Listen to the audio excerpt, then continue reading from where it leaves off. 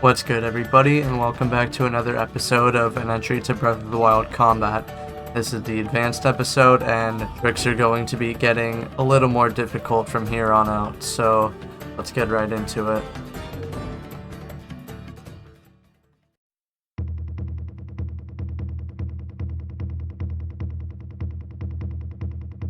Attack momentum redirecting is done when you are running at an enemy but not full sprinting, attack, and then jump in any direction while holding an analog stick. If you time this correctly, it'll shift all your momentum in that direction, and you can shield surf after this. It can lead into a lot of different things.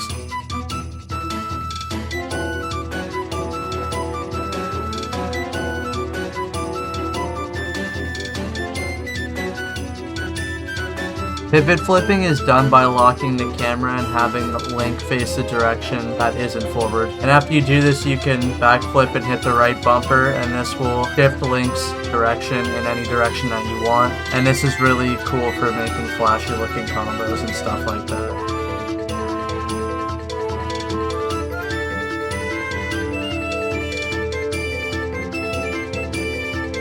Pivot resetting is done by locking the camera and facing Link away, side hopping off of something so you can get bullet time, and then relocking your camera onto an enemy. So when you do that, it resets your momentum and flips it so that you go back the way that you jumped off.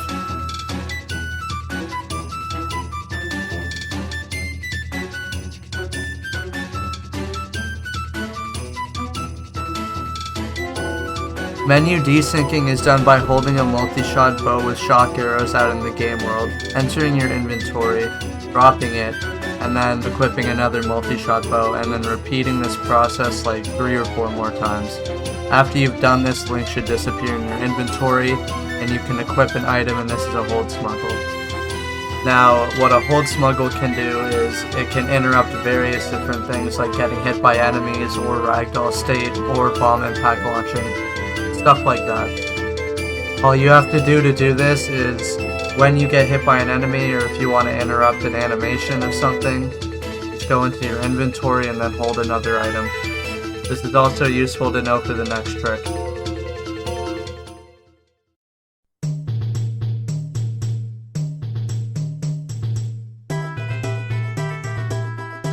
The Revali Smuggle is done by getting a hold smuggle and then interrupting Revali's gale with it. This is useful for just creating an on-the-spot updraft anywhere.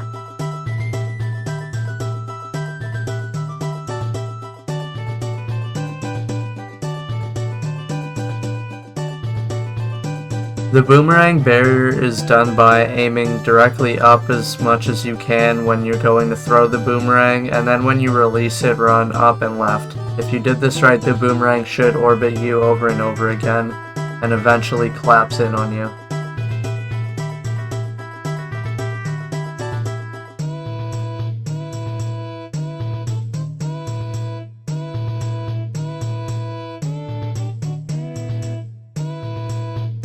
So you can actually grab your boomerang with Magnesis. This is easiest to do with the giant boomerang, but you can also do it with any other boomerang instead. Once you grab the boomerang, you're pretty much free to swing it on enemies or do whatever you want with it.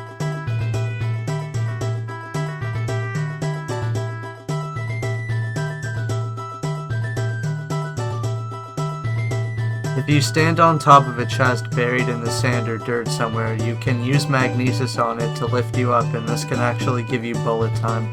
This can be used in a very small amount of places, but if you can actually use it, it's pretty cool.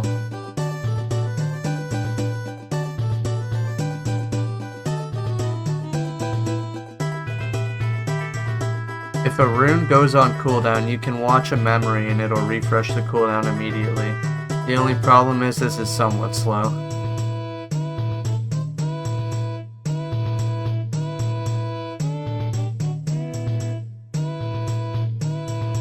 Camera scope is a cool trick you can do to get a zoom in on your arrows.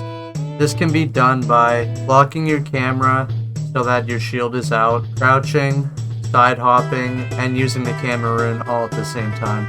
If you do this correctly, you should get a trick known as walking camera, which I cover in the advanced entry to movement video, and you can also shoot arrows during this.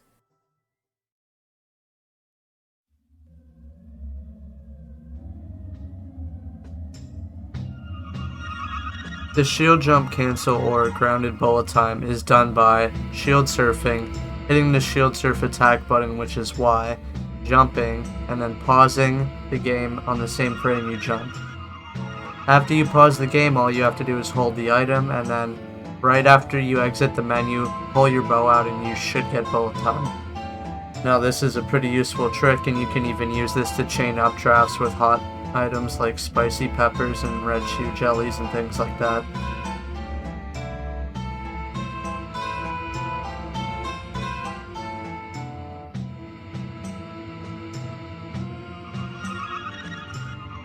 A silent parry is done by swapping off your shield one frame after you parry something. You'll know you got the correct parry if it sounds like this. This is useful for a trick that is coming up later in this video.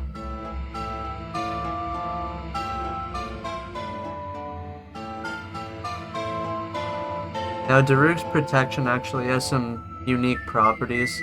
If you release the ability one frame after it blocks something, it acts like a perfect parry and actually doesn't consume Daruk's at all. So you would still have 3 charges if you add 3 when you use this. This is known as a Daruk's perfect parry. You'll know you've done this trick right if it makes the perfect parry sound effect too.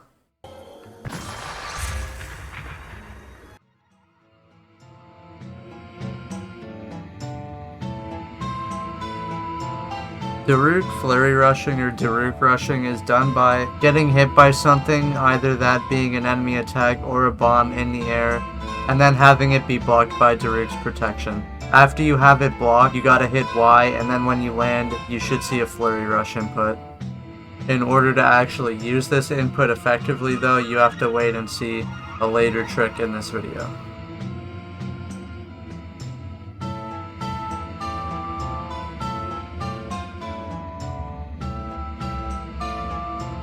The shield block reset is a cool trick that can be done by blocking either your bomb or an enemy attack, and this will put you in the grounded state in the air, which will then let you follow up with another jump, and this can lead into bullet time or other combos like that. The only thing being, if you're doing it with a bomb, you need the Hylian shield, or else every other shield in the game will break unless you durability transfer the Hylian shield values to it. Now, there are plenty of different forms of shield block resetting. There's the basic shield block reset in any direction. There's the draw cancel shield block reset, because as you know, the draw cancel puts you in the shielded state, and that can be used to follow up with a shield block reset. A retreating SBR is done when you drop the bomb with Y while blocking backwards and immediately input the shield block reset inputs. This one's really useful for getting bullet time anywhere. You can also get shield block resets off of enemy attacks and bomb arrows, so that's pretty cool. And you can also get a shield block reset through Daruk's protection if you get the timing right.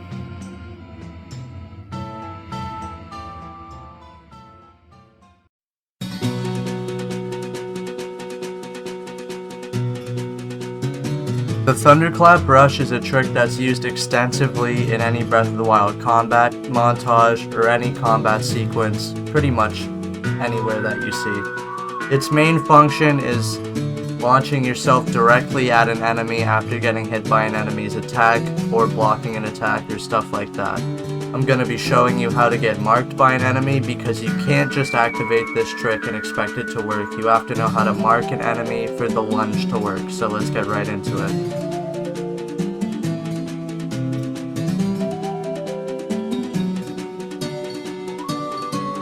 Now, getting marked by an enemy is actually really simple. All you have to do is get hit by an enemy, block an enemy's attack with your shield, be near an attack that can be flurry rushed, so if you dodge backwards or sideways it could get flurry rush, or if you ghost parry it, that trick that I showed you earlier. If you do any of these things, you will have a mark on the enemy, but the mark will go away if your shield gets hit by something different, so keep that in mind.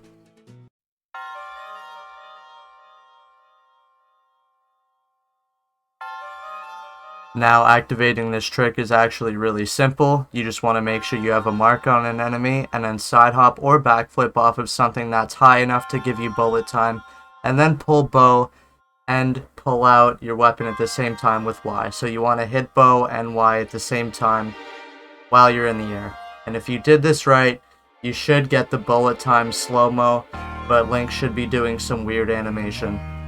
If you want to get out of this animation and activate the trick faster, all you have to do is hit the right button to go to throw your weapon, and that will take you out of the bullet time mode, but it'll still activate the trick faster. Now, some things to note. You need to have a mark on an enemy to chase to them, and you need to have something to lock onto to chase to them. There is a way to activate this trick without a lock on, but I'm going to be covering that in the next episode because it is even more advanced than I want to cover in this video. And with that, that is going to be the end of today's episode.